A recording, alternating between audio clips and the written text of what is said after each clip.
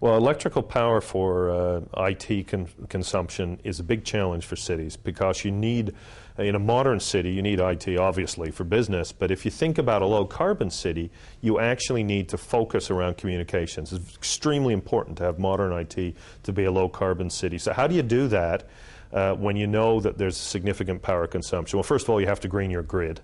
And all of the major cities are taking steps on that in one way or another. But the second thing is, I think you have to rethink how a city works from an energy perspective.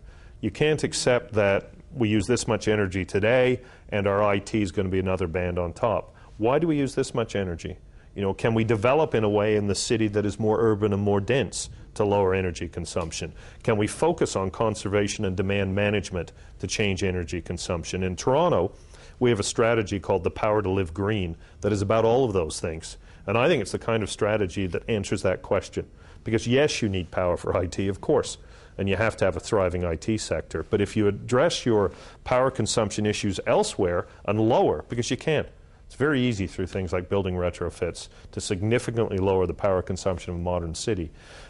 You then have a city that is based on low carbon principles but is able to have a thriving IT sector. It certainly matters to Toronto's economy. It's at the core of our economy along with financial services.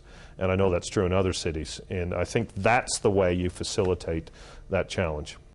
While data center or IT users could be a major energy consumer, but at the same time, if we believe typically in a service city or a market economy like Hong Kong, New York, and other places, the dollar sense, the dollar also makes sense in a way that, well, awareing that they could be the major energy consumer, they could be the energy saver, and therefore they could also be the pioneer. So I'm impressed with that award scheme actually sort of highlight that point, that that's a very strong reminder that, well, different industry, be they IT, data center, wherever, there exists a scope for us to do more. And regulation may need to come in if things would not be able to change, or if there could not be a level playing field. But certainly, I think sometimes incentive, economic intrinsic savings,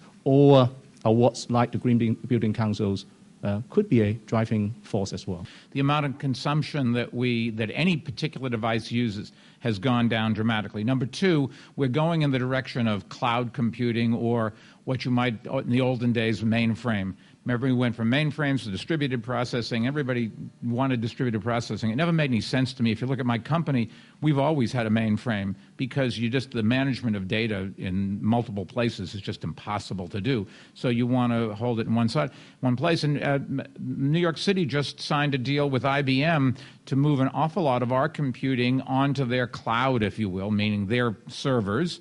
Will close most of our data centers, save us a lot of money, save us a lot of energy, save us a lot of personnel, get us more reliability, better backup. And the places, the big data centers that Google, for example, would have, they will go to places where they can buy hydropower very cheaply because the communications doesn't really, in this day and age, make that much difference where. So it's going to be a very small number of places that have high energy usage for IT.